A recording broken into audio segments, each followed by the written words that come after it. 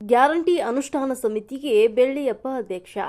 ನೂತನವಾಗಿ ಮಾಗಡಿ ತಾಲೂಕು ಗ್ಯಾರಂಟಿ ಯೋಜನೆಗಳ ಅನುಷ್ಠಾನ ಸಮಿತಿಯ ಅಧ್ಯಕ್ಷರಾಗಿ ನೇಮಕಗೊಂಡಿರುವಂತಹ ಗೆಜ್ಜೆಗಾರಗುಪ್ಪೆ ಬೆಳ್ಳಿಯಪ್ಪ ಅವರು ನೂತನವಾಗಿ ಕಚೇರಿಯಲ್ಲಿ ಪೂಜೆ ಸಲ್ಲಿಸಿ ಅಧಿಕಾರವನ್ನು ಸ್ವೀಕರಿಸಿದರು.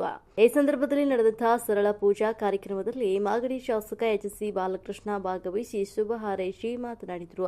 ಸರ್ಕಾರದ ಗ್ಯಾರಂಟಿ ಯೋಜನೆಗಳು ನಿಜವಾದ ಅರ್ಹ ಫಲಾನುಭವಿಗಳಿಗೆ ತಲುಪುವ ಉದ್ದೇಶದಿಂದಾಗಿ ಸರ್ಕಾರ ಪರಿಶೀಲನಾ ಕಾರ್ಯವನ್ನು ಕೈಗೊಂಡಿದ್ದು, ಈ ಜವಾಬ್ದಾರಿಯನ್ನು ಅತ್ಯಂತ ಪ್ರಾಮಾಣಿಕ ಹಾಗೂ ಪಾರದರ್ಶಕವಾಗಿ ನಿರ್ವಹಿಸುವ ಸವಾಲು ನೂತನ ಅಧ್ಯಕ್ಷರು ಮತ್ತು ಸಮಿತಿಯ ಸದಸ್ಯರ ಮೇಲಿದೆ ಅಂತ ಅವರು ಬಡವರು ಹಾಗೂ ಅರ್ಹ ಫಲಾನುಭವಿಗಳಿಗೆ ಸರ್ಕಾರದ ಯೋಜನೆಗಳು ಸಮರ್ಪಕವಾಗಿ ತಲುಪಿಸುವಂತೆ ಸೇವೆ ಸಲ್ಲಿಸಬೇಕು ಅಂತ ಸಲಹೆಯನ್ನ ನೀಡಿದರು.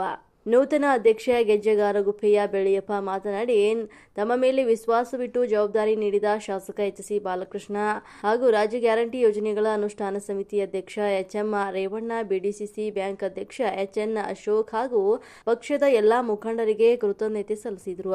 ಸರ್ಕಾರದ ಗ್ಯಾರಂಟಿ ಯೋಜನೆಗಳನ್ನು ನೈಜ ಫಲಾನುಭವಿಗಳ ಮನೆ ಬಾಗಿಲಿಗೆ ತಲುಪಿಸಲು ಪ್ರಾಮಾಣಿಕವಾಗಿ ಶ್ರಮಿಸುವುದಾಗಿ ತಿಳಿಸಿದ ಅವರು, ಶಾಸಕ ಎಚ್.ಸಿ. ಬಾಲಕೃಷ್ಣ ಅವರ ಹೆಸರಿಗೆ ಯಾವುದೇ ಕಪ್ಪು ಚುಕ್ಕೆ ಬಾರದ ರೀತಿಯಲ್ಲಿ ಪಾರದರ್ಶಕವಾಗಿ ಕಾರ್ಯನಿರ್ವಹಿಸುವ ಸಂಕಲ್ಪವನ್ನು ವ್ಯಕ್ತಪಡಿಸಿದರು. ಗ್ಯಾರಂಟಿ ಯೋಜನೆಗಳ ಅನುಷ್ಠಾನ ಸಮಿತಿಯ ಮಾಜಿ ಅಧ್ಯಕ್ಷ ಕಲ್ಕೇರಿ ಶಿವಣ್ಣ, ತೊರೆರಾಮನಹಳ್ಳಿಯ ನರಸಿಂಹಮೂರ್ತಿ, ಮಾಗಡಿ ತಾಲೂಕು ಭೂ ನ್ಯಾಯ ಮಂಡಳಿಯ ಸದಸ್ಯರಾದಂತಹ ಎಸ್. ಚಿಕ್ಕರಾಜು ಮತ್ತು ವನಿಷಾ ಚಿಕ್ಕರಾಜು, ಶ್ರೀನಿವಾಸ್ ಕುಮಾರ್ ಮತ್ತು ಸುನೀಲ್, ಶಾಂತಾಬಾಯಿ ಮೂರ್ತಿ ಸೇರಿದಂತೆ ಮುಖಂಡರು ಹಾಗೂ ಕಾರ್ಯಕರ್ತರು ಭಾಗವಹಿಸಿದರು. ಎಲ್ರಿಗೂ ತಪ್ಪಾಗಿರಪ್ಪ. ಚುನಾವಣೆಗೆ ಮುಂಚೆ ನಮ್ಮ ನಾಯಕರಾದ ಅವತ್ತಿನ ವಿರೋಧ ಪಕ್ಷದ ನಾಯಕರಾದ ಸಿದ್ದರಾಮಯ್ಯ ಅವರು, ಇವತ್ತಿನ ಅಧ್ಯಕ್ಷರು, ಇವತ್ತಿನ ಮುಖ್ಯಮಂತ್ರಿಗಳಾದ ಸನ್ಮಾನ್ಯ ಡಿ.ಕೆ. ಶಿವಕುಮಾರ್ ಅವರು ಪಂಚ ಗ್ಯಾರಂಟಿಗಳ ಬಗ್ಗೆ ಆಶ್ವಾಸನೆಯನ್ನು ಕೊಟ್ಟಿದ್ದಾರೆ.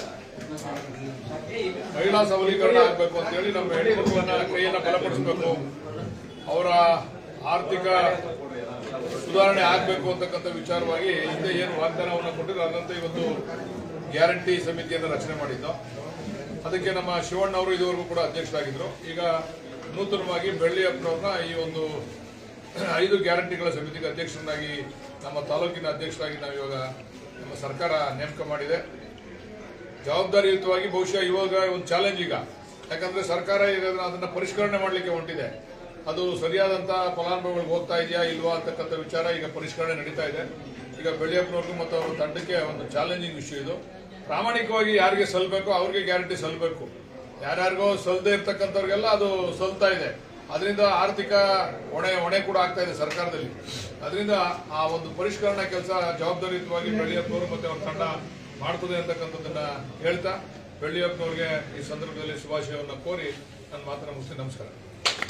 ಮಾಗಡಿ ತಾಲೂಕಿನ ಪಂಚ ಗ್ಯಾರಂಟಿ ಸಮಿತಿ ಅಧ್ಯಕ್ಷರಾಗಿ ಬಾಲಣ್ಣವರು ನನ್ನನ್ನು ಆಯ್ಕೆ ಮಾಡಿದ್ದಾರೆ. ಅದಕ್ಕೆ ನಾನು ವೈಯಕ್ತಿಕವಾಗಿ ಮತ್ತೆ ಮಾಗಡಿ ತಾಲೂಕಿನ ಎಲ್ಲ ಜನಾಂಗದ ಪರವಾಗಿ ಧನ್ಯವಾದಗಳನ್ನು ಅರ್ಪಿಸ್ತಾ ಇದ್ದೇನೆ. ಮತ್ತೆ ಮಾಗಡಿ ತಾಲೂಕು ಅತಿ ಹಿಂದುಳಿದ ಪ್ರದೇಶ ಅನ್ನೋದು ಕರ್ನಾಟಕದಾದ್ಯಂತ ಜಗಜ್ಜನಿತವಾದಂಥ ವಿಚಾರ. ಈ ಭಾಗದಲ್ಲಿ ಇರ್ತಕ್ಕಂಥ ವಾಸಿಸುವ ಜನರು ತುಂಬಾ ಬಡವರು. ಈ ಪಂಚ ಗ್ಯಾರಂಟಿಗಳಿಂದ ಎಷ್ಟೋ ಬಡವರಿಗೆ ಅನುಕೂಲ ಆಗಿದೆ. ಕೆಲವರು ಈ ಪಂಚ ಗ್ಯಾರಂಟಿಯನ್ನು ದುರುಪಯೋಗ ಪಡಿಸಿಕೊಂಡದ್ದು ಸಹ ಇದೆ. ಅಂಥವುಗಳನ್ನ ಪರಿಶೀಲನೆ ಮಾಡಿ ಉಳ್ಳವರನ್ನ ತೆಗೆದುಹಾಕಿ ಉಳ್ಳದವರಿಗೆ, ಅಂದ್ರೆ ತುಂಬಾ ಬಡವರಿಗೆ, ಕಡು ಬಡತನದಿಂದ ಜೀವನ ಸಾಗಿಸುವವರಿಗೆ ಪಂಚ ಗ್ಯಾರಂಟಿಯಲ್ಲಿ ಅನ್ನಭಾಗ್ಯ ಇರ್ಬೋದು, ಗೃಹಲಕ್ಷ್ಮಿ ಇರ್ಬೋದು, ಗೃಹ ಜ್ಯೋತಿ ಇರ್ಬೋದು, ಮತ್ತೆ ಯುವ ನಿಧಿ ಇರ್ಬೋದು, ಎಲ್ಲಾ ಯೋಜನೆಗಳನ್ನ, ಶಕ್ತಿ ಯೋಜನೆಗಳು ಇವೆಲ್ಲ ಪ್ರಾಮಾಣಿಕವಾಗಿ ತುಂಬಾ ಬಡವರಿಗೆ ತಲುಪಿಸುವಂತಹ ಪ್ರಯತ್ನವನ್ನ ಮಾಡ್ತೇನೆ.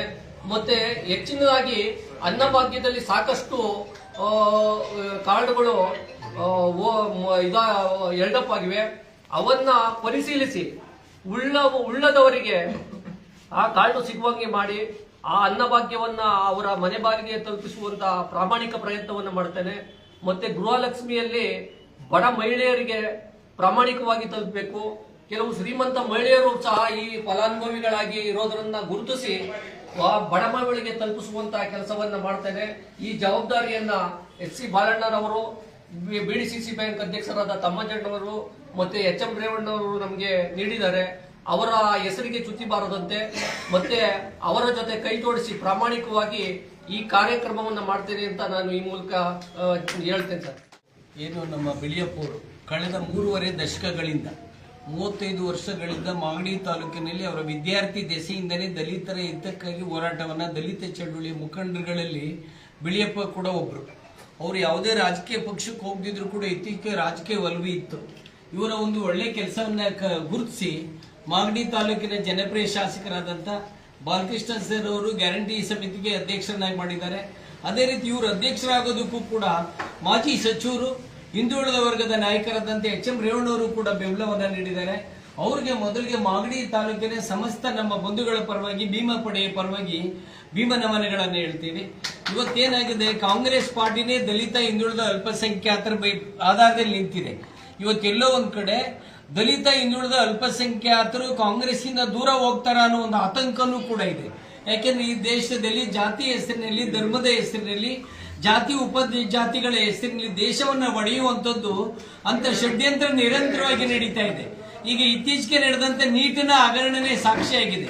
ಇವತ್ತೇನಾಗಿದೆ, ಸಾಮಾಜಿಕ ಬದಲಾವಣೆ, ರಾಜಕೀಯ ಬದಲಾವಣೆ ಆಗಬೇಕಾಗಿದೆ, ಸಾಂಸ್ಕೃತಿಕ ಬದಲಾವಣೆ ಆಗಬೇಕು. ಈ ನಿಟ್ಟಿನಲ್ಲಿ ಯುವಕರಿಗೆ ಅಧಿಕಾರವನ್ನು ಕೊಡುವಂಥದ್ದು ಹಿರಿಯ ರಾಜಕಾರಣಿಗಳ ಮುತ್ಸದ್ದಿತನ ಆಗಿದೆ. ಅಂತ ಒಂದು ಅನುಭವಿ ಮುತ್ಸದ್ದಿ ರಾಜಕಾರಣಿ ಬಾಲಕೃಷ್ಣ ಸರ್ ಅವರು.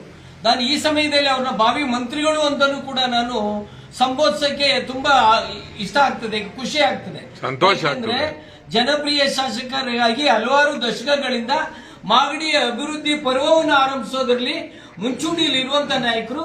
ಇವತ್ತು ಕೂಡ ಮಾಗಡಿಯ ಅಭಿವೃದ್ಧಿ ಪಥ ರೈತರು, ಕಾರ್ಮಿಕರ ಹಿತಕ್ಕೋಸ್ಕರ, ಅದರಲ್ಲೂ ರೈತರ ಆರ್ಥಿಕ ಅಭಿವೃದ್ಧಿಗೋಸ್ಕರ ಹಲವಾರು ಯೋಜನೆಗಳನ್ನು ತರ್ತಾ ಇರುವಂತ ಬಾಲಕೃಷ್ಣ ಸರ್ ಅವರು ಏನ್ ಬಿಳಿಯಪ್ಪ ಅವರ ಅಧ್ಯಕ್ಷನಾಗಿ ಮಾಡಿದ್ದಾರೆ, ಇದು ತುಂಬಾ ಸಂತೋಷ ಪಡುವಂತ ವಿಚಾರ. ಬಿಳಿಯಪ್ಪ ಅವರು ಕೂಡ ಸಾಮಾಜಿಕ ಬದ್ಧತೆ ಇದ್ದಾರೆ, ಮಾರ್ಕ್ಸ್ ಓದ್ಕೊಂಡಿದ್ದಾರೆ, ಅಂಬೇಡ್ಕರ್ ಓದ್ಕೊಂಡಿದ್ದಾರೆ, ಗಾಂಧಿ ಓದ್ಕೊಂಡಿದ್ದಾರೆ, ಬುದ್ಧನ ಅನುಯಾಯಿ ಕೂಡ ಆಗಿದ್ದಾರೆ. ಈ ಹಿನ್ನೆಲೆ ಒಳಗಡೆ ಸಿಕ್ಕಿರುವಂತ ಅಧಿಕಾರವನ್ನ ಅವಕಾಶವಾದಿ ತನಿಖೆ ಬಳಸದೇನೆ ಸಮಾಜಮುಖಿಯಾಗಿ ಅಧಿಕಾರ ಕೊಟ್ಟಂತವರೆಗೂ ಒಳ್ಳೆ ಹೆಸರು ತರ್ತಾ ಸಮಾಜದಲ್ಲೂ ಕೂಡ ಎಲ್ಲ ಜಾತಿಯವರನ್ನು ಕೂಡ ಒಗ್ಗೂಡಿಸುವಂತ ಕೆಲಸ. ಇವತ್ತು ಜಾತಿ ಹೆಸರಿನಲ್ಲಿ ವಿಘಟನೆ ಆಗ್ತಾ ಇರುವಂತ ಕಾಲದಲ್ಲಿ ಎಲ್ಲ ಜಾತಿಯ ಪ್ರಮುಖವಾಗಿ ಬಡವರು ಒಂದುಗೂಡಬೇಕಾಗಿದೆ. ಆ ಒಂದುಗೂಡಬೇಕು ಅಂತ ಬಡವರೇ ಉದ್ಧಾರಕ್ಕೋಸ್ಕರನೇ ಸಿದ್ದರಾಮಯ್ಯನವರ ಕನಸಿನ ಕುಸೆ ಗ್ಯಾರಂಟಿ ಯೋಜನೆ. ಮೊದಲು ಈ ದೇಶದಲ್ಲಿ ಗ್ಯಾರಂಟಿ ವಿರೋಧಿಸಿದವರೆಲ್ಲ ಇವತ್ತು ಎಲ್ಲಾ ರಾಜ್ಯಗಳಲ್ಲೂ ಕೂಡ ಇನ್ಕ್ಲೂಡಿಂಗ್ ಬಿಜೆಪಿ ಸರ್ಕಾರ ಕೂಡ ಗೆಲ್ಲೋದಕ್ಕೆ ಗ್ಯಾರಂಟಿ ಯೋಜನೆ ಅಸ್ತ್ರವನ್ನಾಗಿ ಮಾಡಿಕೊಂಡಿದೆ. ಯಾಕೆ ಅಂದ್ರೆ ಗ್ಯಾರಂಟಿ ಯೋಜನೆ ಜನಪರವಾದಂತ ಯೋಜನೆ, ಇಲ್ಲದವರಿಗೆ ಧೈರ್ಯವನ್ನು ತುಂಬುವಂತ ಯೋಜನೆ, ಉಳ್ಳವರು ಇಲ್ಲದವರ ನಡುವೆ ಏನು ಕಂದಕ ಆಗ್ತಾ ಇದೆ ಆ ಕಂದಕ ನಿವಾರಣೆಯನ್ನ ಮಾಡಿ ಸಾಮಾಜಿಕ ಸಮಾನತೆ, ಆರ್ಥಿಕ ಸಮಾನತೆ ತರಬೇಕು ಅಂತ ಹೇಳೋದು. ಮತ್ತೆ ಮುಖ್ಯವಾಗಿ ಗ್ರಾಮೀಣ ಪ್ರದೇಶದಲ್ಲಿ ಮಕ್ಕಳು ಶೈಕ್ಷಣಿಕ ಅಭಿವೃದ್ಧಿ ಆಗಬೇಕು, ರೈತರ ಮಕ್ಕಳು ಅನ್ನೋ ಒಂದು ಉದ್ದೇಶದಲ್ಲಿ ತಂದಿರುವಂತದ್ದು. ಈ ಕಾರ್ಯಕ್ರಮ ಯಶಸ್ಸಿಗೆ ಬಿಳಿಯಪ್ಪರು ಶ್ರಮಿಸಬೇಕು. ಮೊನ್ನೆ ಶಾಸಕರಿದ್ದಾರೆ, ತಾಲೂಕಿನ ಹಿರಿಯ ಮುತ್ಸದ್ದಿ HM ರೇವಣ್ಣವರಿದ್ದಾರೆ, ಹಲವಾರು ಬುದ್ಧಿಜೀವಿಗಳಿದ್ದಾರೆ, ಪತ್ರಕರ್ತರಿದ್ದಾರೆ. ಅವರೆಲ್ಲರ ಸಲಹೆ ಸಹಕಾರಗಳನ್ನು ತಗೊಂಡು ಒಂದು ಒಳ್ಳೆ ಆದರ್ಶವಾಗಿ ಅಧ್ಯಕ್ಷಗಿರಿಯನ್ನು ಮಾಡ್ತಾರೆ ಅಂತೇಳಿ ಆಶಿಸ್ತಾ ಮತ್ತೊಮ್ಮೆ ನಮ್ಮ ಸಮುದ್ರ ಜನಸೇವಾ ಟ್ರಸ್ಟ್ ಭೀಮಾ ಪಡೆಯ ಪರವಾಗಿ, ಪ್ರಮುಖವಾಗಿ ಮಾಗಡಿ ತಾಲೂಕಿನ ಎಲ್ಲ ದಲಿತ ಬಂಧುಗಳ ಪರವಾಗಿ, ಎಲ್ಲ ಶೋಷಿತ ಬಂಧುಗಳ ಪರವಾಗಿ ಮಾನ್ಯ ಶಾಸಕರಿಗೆ ವಿಶೇಷವಾಗಿ ಭೀಮನ ಮನೆಗಳನ್ನು ಹೇಳ್ತೀವಿ. ಓಕೆ.